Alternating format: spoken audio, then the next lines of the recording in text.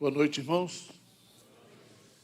Para mim é um privilégio muito grande estar aqui com vocês, podermos compartilhar a palavra de Deus. Um privilégio muito grande para a gente. E, geralmente, quando eu prego numa igreja, eu não sou convidado depois. Então, eu vou falar. Eu quero fazer um desafio para essa igreja, à luz do que está lá em Atos dos Apóstolos, capítulo 26.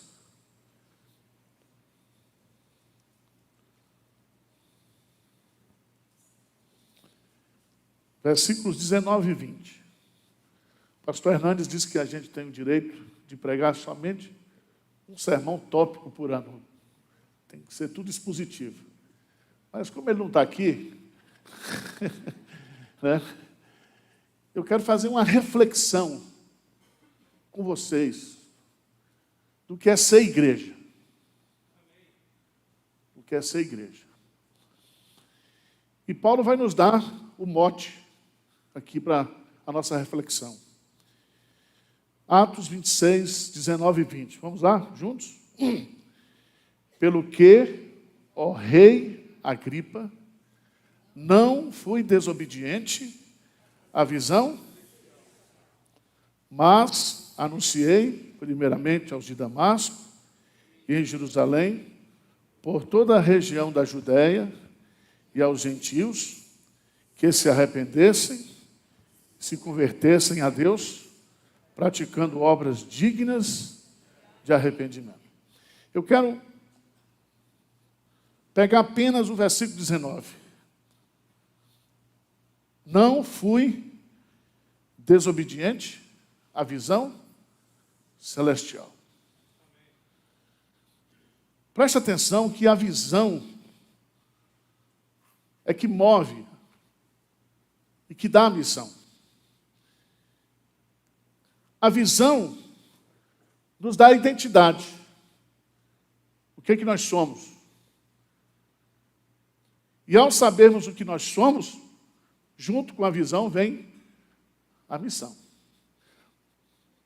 O que move uma igreja? O que move a igreja é uma visão o quê? Celestial. Igreja não é empresa.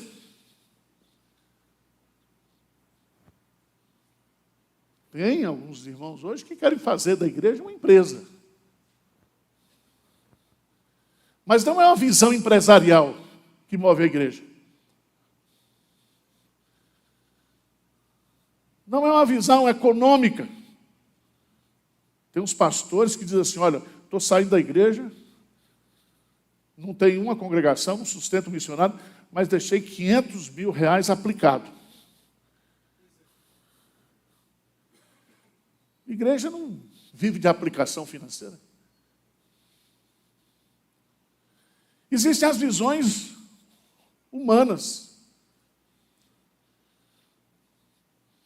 Eu tenho 14 presbíteros lá, cada um mais entendido de igreja do que outro. E os presbíteros têm a mania de dizer, não, a nossa igreja é assim. Já viu isso ou não? A igreja tem que ser desse jeito.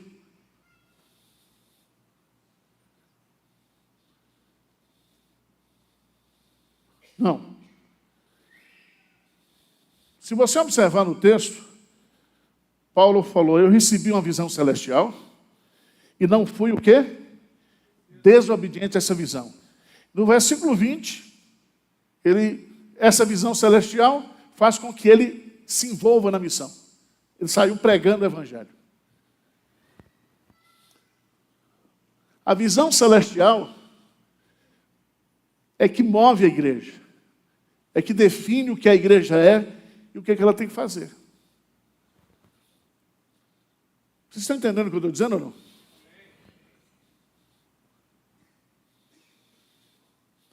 Eu quero pegar 5 aspectos dessa visão celestial para a gente aplicar para nós aqui nessa noite. A primeira delas está lá em Mateus capítulo 9.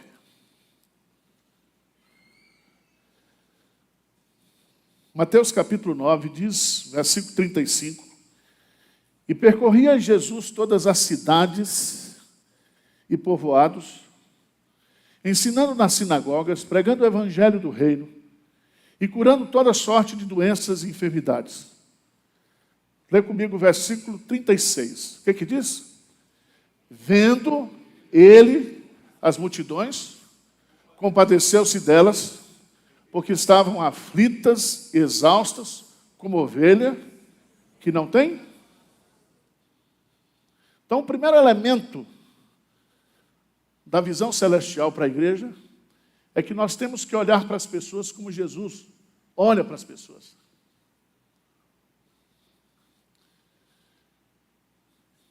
Diz que Jesus, ao fazer o seu ministério, percorrendo, pregando, ensinando, curando, ele olha para as multidões. E quando ele olha para as multidões, ele tem uma visão celestial, uma visão divina do que as pessoas são. Eu não sei se aqui é diferente, mas lá em Pinheiros só chega gente complicada.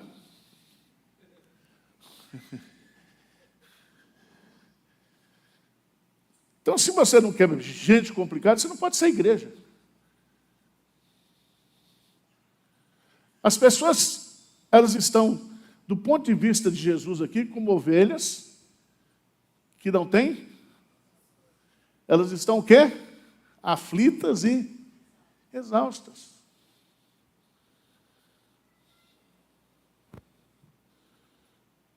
Outro dia, numa discussão lá no conselho, os presbíteros, dois presbíteros se levantaram, pastor, a gente só resolve o problema. Eu falei, presbítero é assim mesmo. E a gente resolve o problema que às vezes a gente nem criou.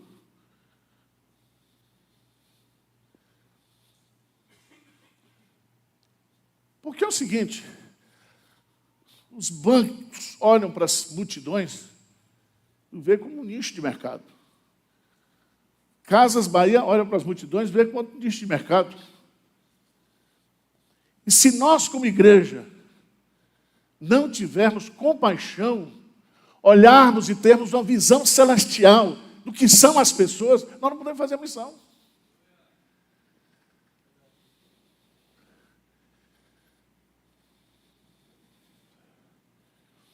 Qual é a visão que essa igreja está tendo para as novas gerações?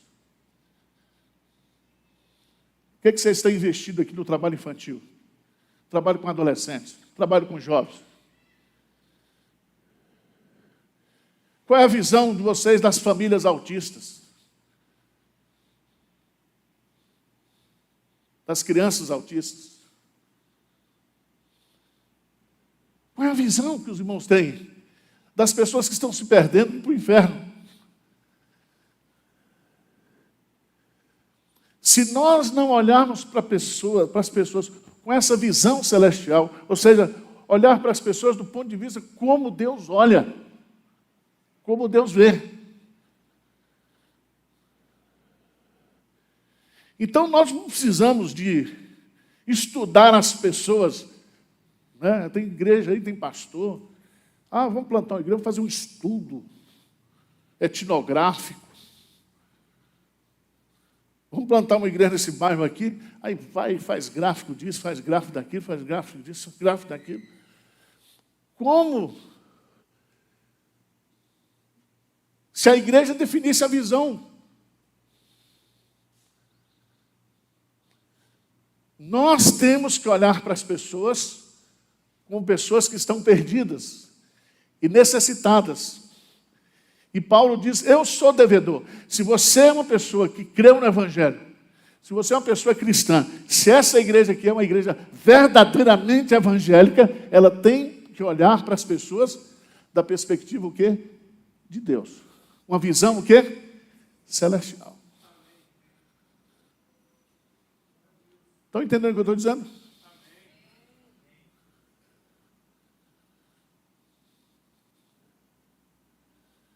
Tem igreja aí que diz assim, nós não vamos crescer, não. Igreja boa, igreja pequena. Não dá trabalho.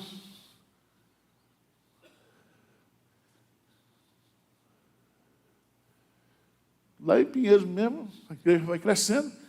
Aí tem uns irmãos de pastor Arivão. Eu gostava mais da igreja de Pinheiros quando era lá na Fernão Dias. Todo mundo se conhecia. A gente tinha comunhão. Eu falei, comunhão não, fuxico, né, irmão? Porque as igrejas que têm mais fofoca são as igrejas pequenas. E tem dono. A organista é dona do quê? O presbítero é dono disso. Outro presbítero é dono daquilo. Tem as famílias que mandam na igreja. São donas da igreja.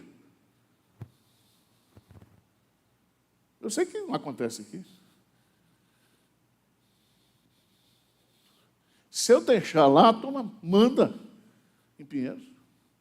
Diz como a igreja deve ser. Presta atenção. Igreja não é Uber. O Uber você diz para onde é que você quer ir. Igreja é ônibus. Tem linha, tem ponto. Sai de um canto, vai para o outro. Então, não adianta você chegar aqui e dizer, não, a igreja tem que ser assim. Não. A igreja é movida por uma visão celestial. E nós temos que olhar para Sorocaba. Sorocaba, há 20 anos atrás, era uma cidade desse tamanho. Hoje, 800 mil habitantes. E eu gosto que tem um prefeito doido.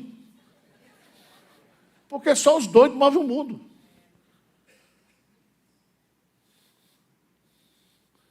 Segundo lugar, visão celestial é uma visão celestial das pessoas. Vamos para o Evangelho de João, capítulo 4.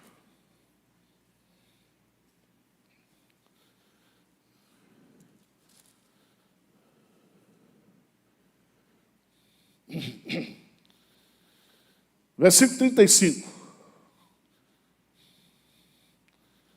Vamos ler juntos? Bem forte? Não dizeis vós que ainda há 4 meses, eu, porém, o quê? Erguei os olhos e vejo os campos, pois já branquejam. O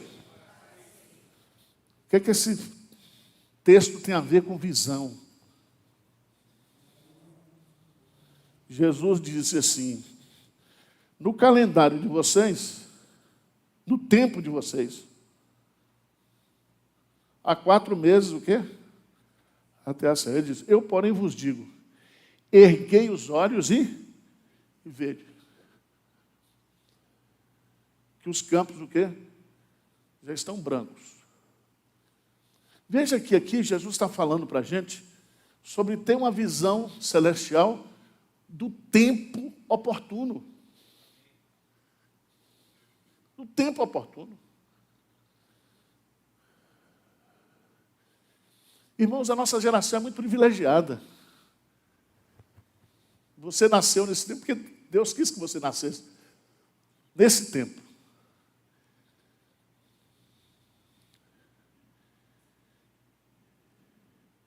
E o tempo aqui significa que nós temos que ter uma percepção do tempo e das oportunidades que esse tempo está nos dando para nós trabalharmos. Para nós trabalharmos. Para nós ganharmos o maior número possível de pessoas para Cristo. De nós plantarmos o maior número possível de igrejas.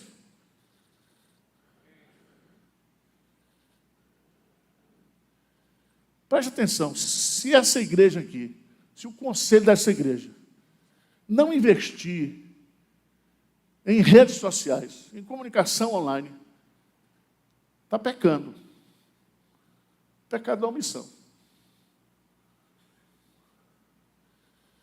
Quando aconteceu a reforma, vocês se lembram? Quem estudou a reforma? Vários fatos aconteceram. O movimento da Renascença, as grandes companhias marítimas descobrindo novos continentes. Gutenberg criou a imprensa. Veja a visão dos reformadores. A primeira coisa que Lutero fez foi o quê? Imprimir a Bíblia, botar a Bíblia na mão do povo. A primeira coisa que Calvino fez foi mandar um grupo de franceses para a Baía da Guanabara. Presta atenção, hoje nós temos Bíblia impressa, nós temos recursos de tecnologia, nós temos tudo. Nós moramos no estado que tem a melhor rede de estradas, de 10 estradas no Brasil, as 9 melhores estão em São Paulo. Nós temos os 3 principais aeroportos do Brasil. Nós temos locomoção.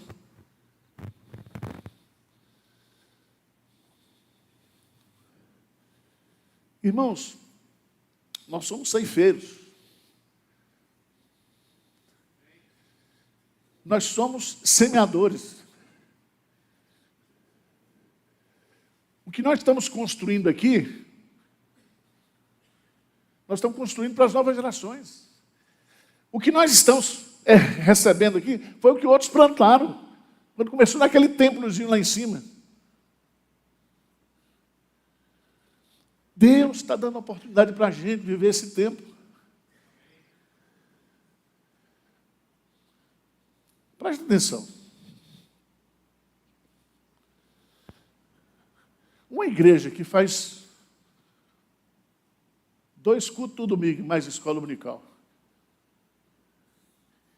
e não faz mais nada durante a semana,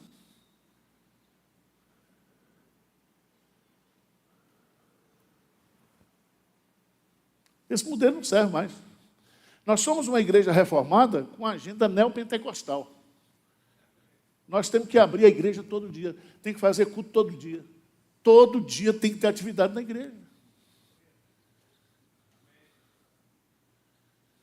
Se uma pessoa quiser se suicidar aqui em Sorocaba, tem alguma igreja presbiteriana aberta?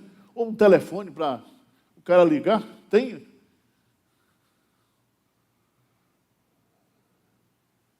Tem pastor que eu ligo na segunda-feira, tem que ligar depois das 11, porque ele está dormindo. E a mulher diz assim, vou ver se ele está. Ainda mente.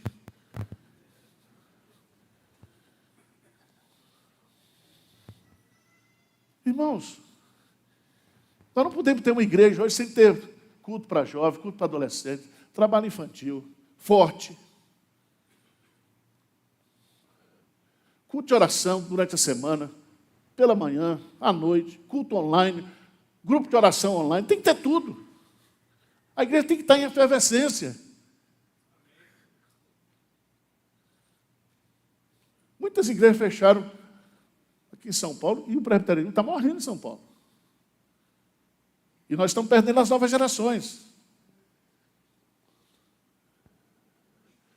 Porque tem uma geração egoísta na igreja que quer a igreja para ele. O desgraçado está com o pé na cova. Lá na igreja tem um ministério pé na cova. Geração de ouro. Aí você tem que criar uma casa de passagem para a eternidade. Arruma lá, faz uma casa, feito um asilo, o cara vai para morrer, vai embora.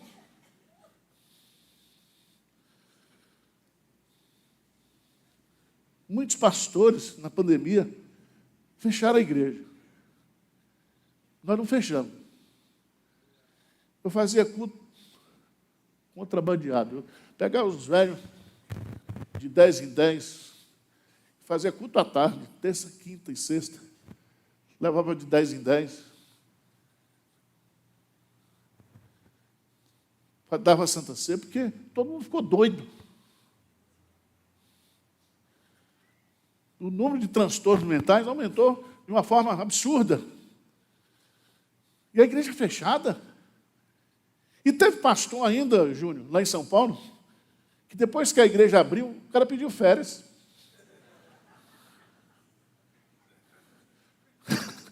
É triste, né? Mas é verdade. Esse negócio de ter presbítero na igreja hoje, que só é garçom de Santa Ceia, que vem só no dia da Santa Ceia, que não vive a igreja, que não visita, que não ora, que não discipula, tem que mandar esses caras embora. Já falei que eu não volto mais, né?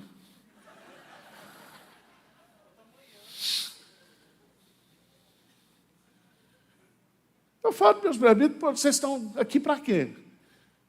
A gente está aqui para servir mesmo, para dar vida pelos nossos irmãos. Cristo deu a vida por nós, vamos dar a vida pelos nossos irmãos, está lá na Bíblia. Nós somos chamados para ser líderes da igreja, para se envolver com os problemas da igreja. Ah, pastor, mas é muito complicado. Mas é assim mesmo. Jesus só mexeu com gente complicada.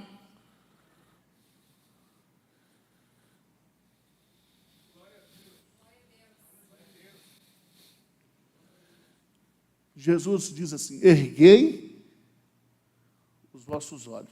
Vocês estão olhando para dentro, vocês estão olhando para baixo, vocês não têm uma visão o quê? Celestial. Olha para as pessoas com compaixão. Olha para esse tempo que nós estamos tendo aí como uma oportunidade. Hoje nós podemos fazer capelania em hospital, capelania em cemitério, capelania em escola. As pessoas estão pedindo para fazer culto nas casas, nas empresas, capelania empresarial.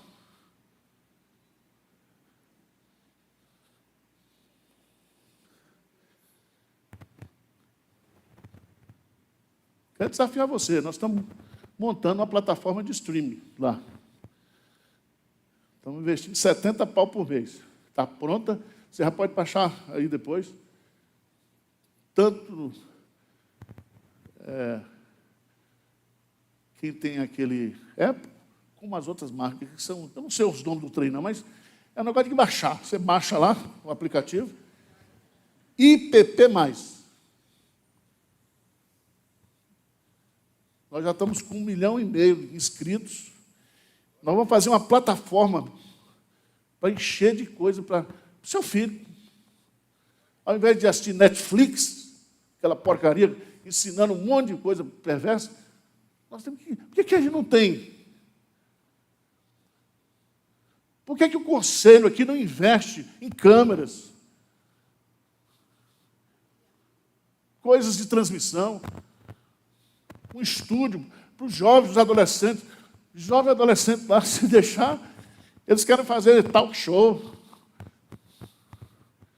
Eles querem fazer podcast. Até me fizeram fazer um Arivalcast. E o pior é que o povo assiste. Essa geração nova aí, ó, ela está aqui, irmãos. Para o bem e para o mal. Para o bem e para o mal. E se a igreja não olhar para o tempo que nós estamos vivendo,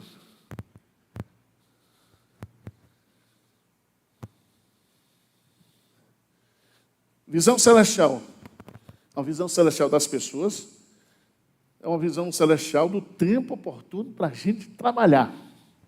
Amém? Terceira coisa. Segundo livro dos Reis, capítulo 6.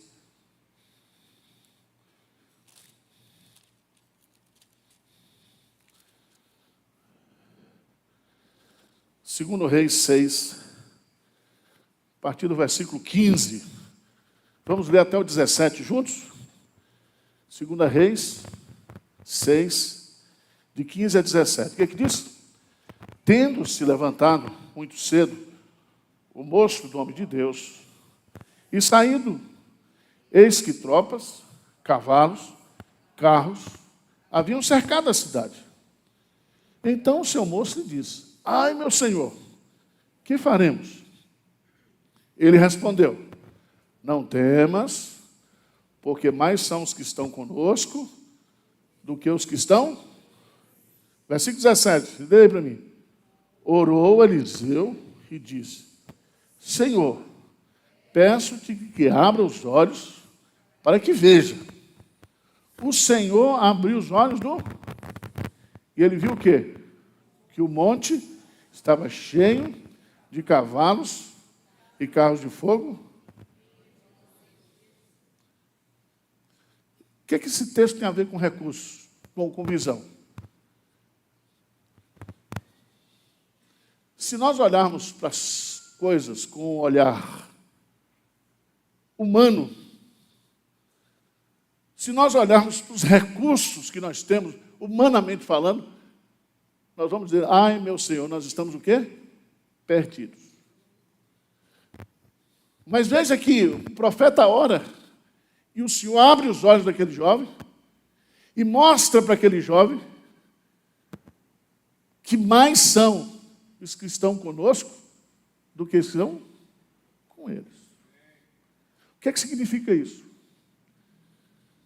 Significa que nós temos que ter uma visão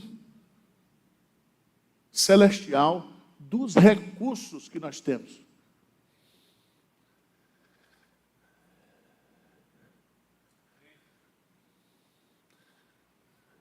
Jesus, ou Deus disse para o povo que estava reconstruindo o templo: minha é a prata e meu é o ouro. Você acredita nisso ou não? Você acredita nisso ou não?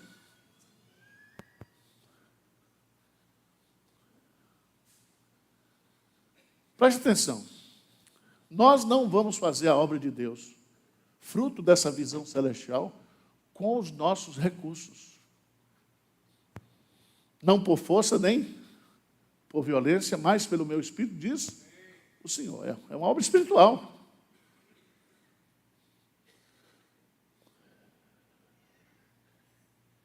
Qual é o problema nosso? Todas as vezes, eu falo de conselho, que se a gente apresenta um projeto, às vezes o pastor, né? O tesoureiro se levanta: pastor, não quero ser do contra, não sou advogado do diabo, sou realista, não tem dinheiro. Eu não estou falando de dinheiro. Como é que vocês fizeram isso aqui? Tinha dinheiro? Não tinha. Se for de Deus, é assim. Primeiro ele dá visão. Diga ao povo que marche. Quando o povo marchou, o mar o quê? Se abriu.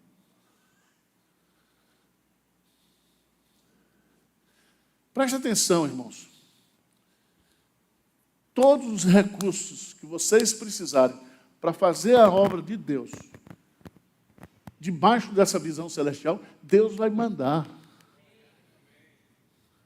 Deus vai mandar. Eu estava dando testemunho do que aconteceu a semana passada. Nós estamos construindo lá, inventamos montar uma tenda lá para 1.500 pessoas. Achava que ia gastar 4 milhões, já estamos chegando a 12. E tem uns que falam assim: pastor, o senhor não fez planejamento? Eu falei: quem faz planejamento é o Satanás. Tem uns caras de TI, né? Que ele acha que o reino de Deus é uma tabela de Excel. Não tem espaço para o sobrenatural. Aí no domingo eu fiz um apelo: gente, vamos ofertar aqui. Na segunda-feira caiu um Pix na conta da igreja de R$1 milhão. Aí o tesoureiro chegou apavorado: pastor, será que o meu depósito é errado? É do PCC? Porque não é normal. Não é normal, é normal? Aí nós fomos descobrir. Pega o nome da pessoa, a mulher. Descobrimos o nome da mulher. Agora vamos descobrir o telefone. De onde ela é. Do interior de São Paulo, descobrimos o nome da mulher. Ela é dona de uma fábrica. Fábrica que faz máquina de agrícola. Aí eu liguei para o meu amigo Antônio Cabral, falou, você conhece? Não, pastor, gente boa. Não era membro da igreja. Liguei e falei com a filha, pastor Arival, lá em casa nós somos seu fã, assistimos culto todo domingo. Meu pai dá umas risadas com você. Quer dizer, além de pastor, eu sou palhaço. Aí no outro dia, a mulher me ligou, conversei e falou, pastor, nós amamos a igreja. Porque vocês estão aí construindo, avançando, sustentando missionário, furando poço, cesta básica, tomando conta de autista, tem projeto na Cracolândia, tem isso, tem aquilo. Irmão, toda igreja tem que ser um posto de piranga. Chegou, tem.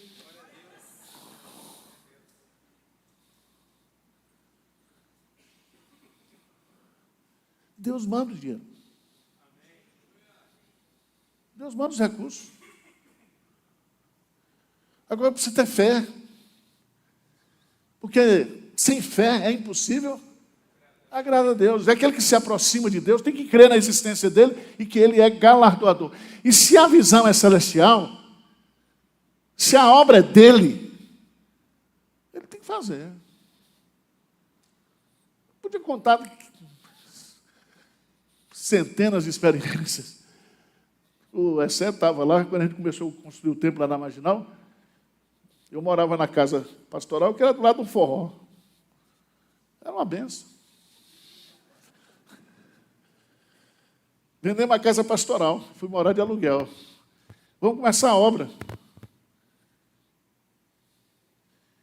Começamos com dinheiro, 70 mil reais para construir.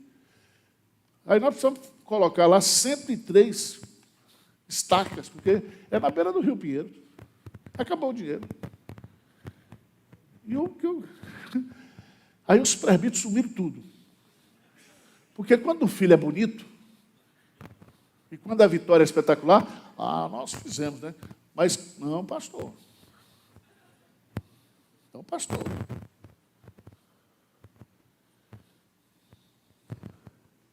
A obra ficou pronta em 4 anos. De lá para cá, nós compramos 14 casas. E agora compramos a sede da TV, que nós estamos 3.600.000 lá no Butantã. Nós vamos ter uma TV, já temos, vamos aumentar os estúdios, aumentar tudo. Agora dá trabalho, né, irmão? Tem que tomar um Rivotrilzinho de vez em quando, para dormir. Tem que tomar cuidado com aqueles que se chegam depois que está tudo pronto e quer sentar na janela. Não tem aqui não, né?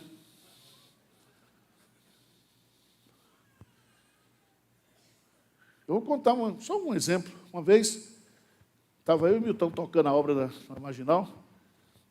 Quando foi na sexta-feira, quinta-feira, o Milton falou assim, pastor, não tem mais dinheiro, tem que parar a obra segunda-feira. E nós já estamos com um cheque pré-datado. Falei, tá bom. Aí eu subi e fui orar. Falei, senhor, o senhor mandou a gente fazer a obra. Agora todo mundo vai cair de pau. Domingo. Só me botou nessa enrascada, agora só me tira. Minhas orações são mais ou menos assim, né? Aí o presbítero chamou para comer um bacalhau na casa dele, Luiz Fernando, na sexta-feira, estou lá. Falei, fica triste não, pastor. Eu falei, não, eu estou triste, é com Deus. Ele mandou fazer a obra dele, agora disse que vai parar. Naquele tempo estava começando a usar celular, né? Eu tinha um celular, tocou um celular. Uma irmã de Rondônia. Pastor Arival, como é que vai? Tudo bem? Tudo. Está bem não, né, irmã? Vai parar a obra segunda-feira, porque não tem dinheiro. Como é que não tem dinheiro se eu depositei 70 mil reais agora na conta da igreja?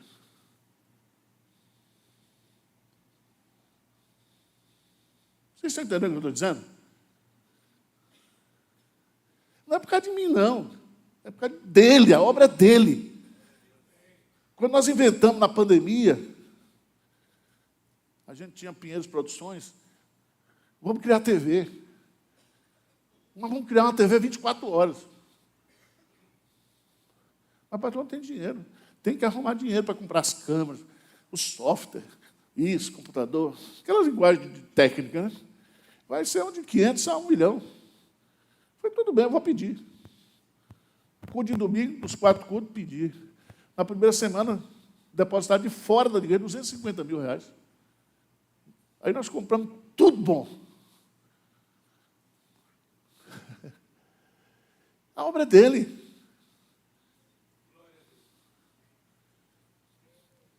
Tem muita gente que assiste a igreja de Pinheiros e vai procurar uma igreja na sua cidade.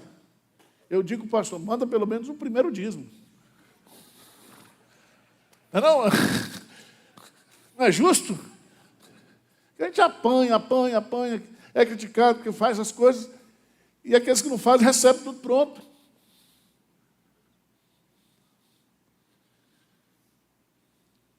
A gente precisa orar para Deus abrir o quê? Os nossos olhos. E ver que o monte estava cheio de cavalos e carros de fogo. Então nós temos que ter, quais são os 3 elementos? Uma visão celestial das pessoas, uma visão celestial do tempo oportuno para trabalhar, uma visão que nós temos todos os recursos. O nosso Deus é Yahvé, é Jiré. Mas, 4º lugar, abra a sua Bíblia lá em Neemias, capítulo 2. Neemias, capítulo 2. Versículo 12. Vamos ler juntos? Neemias 2,12, o que diz? Então, à noite, me levantei, e uns poucos homens comigo. Não declarei a ninguém o que o meu Deus me puser no coração para eu fazer, hein? Não havia comigo animal algum, senão os que eu montava. Preste atenção. Deus nos dá visão de estratégias, de trabalho. Você vai ler o capítulo 3 de Neemias. É tão bonito porque ele era copeiro. Não fez curso de engenharia.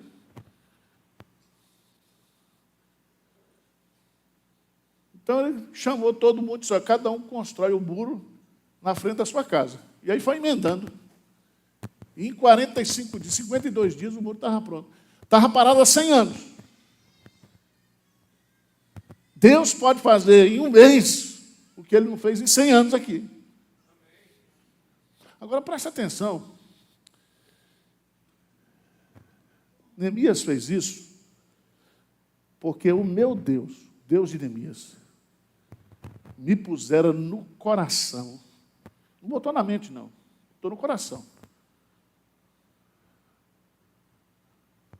Para eu fazer em Jerusalém. Então você tem que fazer essa oração. Senhor, põe no meu coração o que eu tenho que fazer em Sorocaba, na igreja presbiteriana Filadélfia.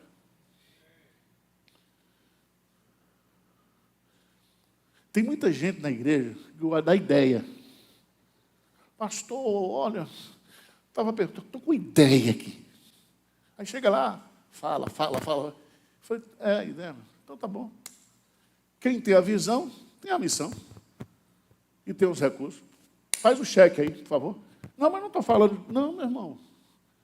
Você quer arrumar serviço para eu fazer? O texto está dizendo que não é para o outro fazer.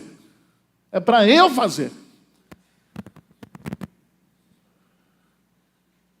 Então, se a igreja está precisando de diácono, você diz, pastor, eu estou aqui. Está precisando de professor do departamento. Eu estou aqui, pastor. Para eu fazer.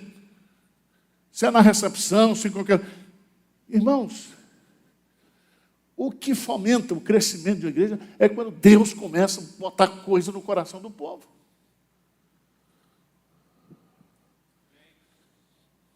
Vou dar um exemplo. Dona Maria Chagas, trabalhava no Hospital das Clínicas.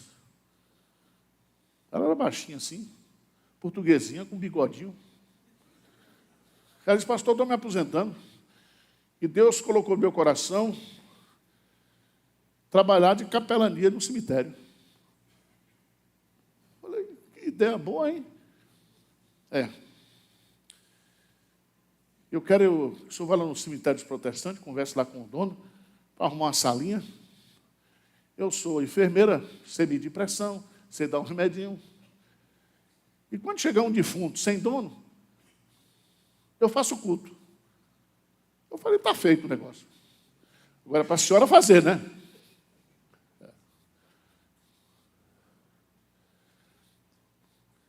Aí, meu irmão, eu fui lá no cemitério com ela. O pessoal aceitou, arrumou um cantinho lá para ela. E no dia da posse, que ela chegou, toda de branco. Falei, a senhora é da Universal? Era na noite do descarrego, porque ela estava toda de branco. Assim. Falei, você vai para onde assim? Falei, não, pastor, isso aqui é pureza. Botei a mão na cabeça, oramos, está empossada, vai embora. Ela ia com o recurso dela. Aí eu chegava, e aí, quantos presuntos essa semana a senhora... Pastor, eu preguei para uma japonesa, preguei para uma família espírita, preguei para uma família disso, daquilo, e dava Bíblia. Muita gente se converteu com o trabalho daquela senhora. Está entendendo o que eu estou dizendo? Visão celestial, Deus põe no coração da gente. Senhor, o que é que eu vou fazer? Já pensou o conselho se reunir para dizer, Senhor, abra os nossos olhos aqui, põe no nosso coração o que o Senhor quer.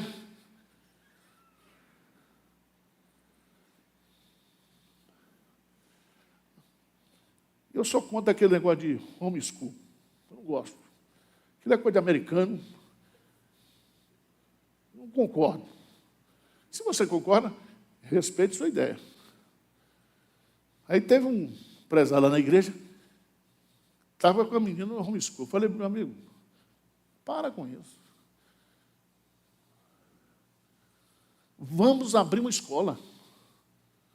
Uma escola para o princípio. Ele ficou zangado. Não fique zangado não, porque o pastor é profeta. O pastor, profeta só apanha. Sacerdote não, é só na vida boa. Aí um dia ele chegou, pastor, tirei a minha menina, matriculei numa escola católica, porque eu não tenho escola. Deus está mandando um recado para você. Aí nós criamos, há 2 anos atrás, criamos uma associação de pais para colocar uma escola.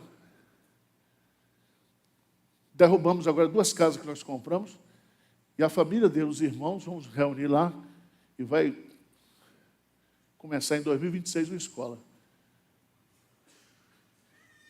O nome é Sinai Cris School. Escola de princípios, bilíngue, não sei o que. Eu falei, mas põe no estatuto aí que não vai sair dinheiro de missões da igreja para a escola. Tem que ser um produto, um negócio novo. Outra coisa, não me põe em diretoria em nada que eu não quero, porque os crentes vão me pedir emprego e bolsa. Porque crente pede.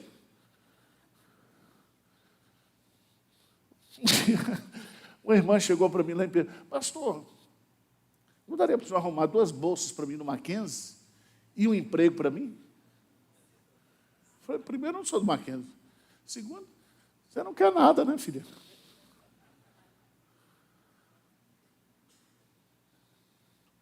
A escola vai sair, porque Deus colocou no coração desse homem fazer essa escola. A família se reuniu, eles vão investir 11 milhões do bolso dele e vai ficar para a igreja. Está entendendo o que eu estou dizendo? O que move a igreja é a visão o quê? Celestial.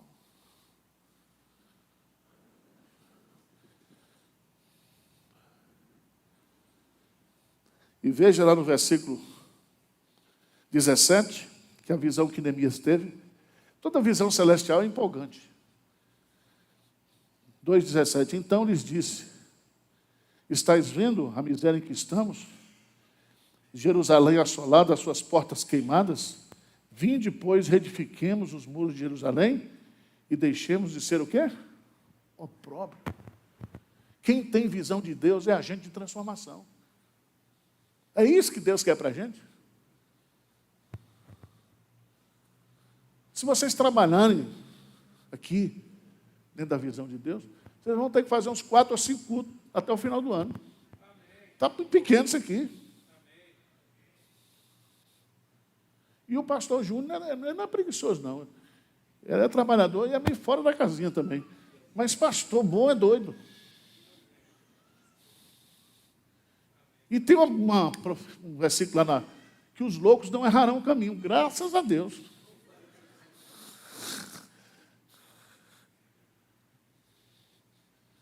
Por fim, irmãos, para terminar, 21 e 30 vai dar. Vamos para Atos dos Apóstolos, capítulo 7.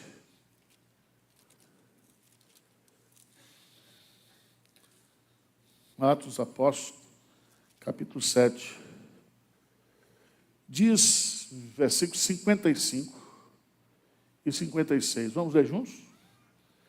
Mas Estevão, cheio do Espírito Santo, fitou os olhos no céu e viu a glória de Deus. E Jesus que estava à sua, e disse: eis que vejo os céus e o Filho do Homem. O que é que significa isso? Nós temos que ter uma visão de que Deus está no controle de tudo. Tudo. Não espera a hora da morte para você ver os céus abertos, não. Lembra de Apocalipse, capítulo 4?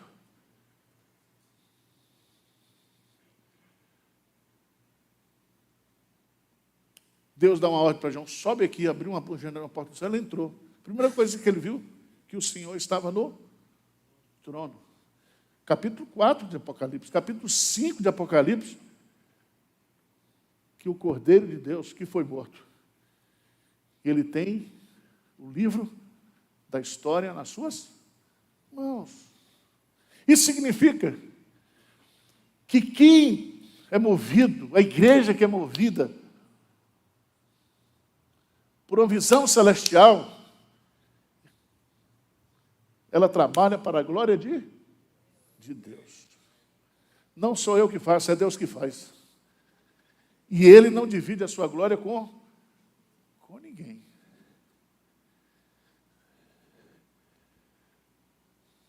A gente só experimenta isso quando a gente é movido por uma visão celestial. Tem muito crente presbiteriano que sabe os 5 solas. Ele só não gasta a sola do sapato. Tem uns crentes, solidel glória. Eu falo, tem em latim. Solidel glória de quê, meu irmão? O que está acontecendo? É mantra reformado? Se essa igreja quer de fato ver o Deus soberano, vocês precisam ser movidos por uma visão o quê? Celestial.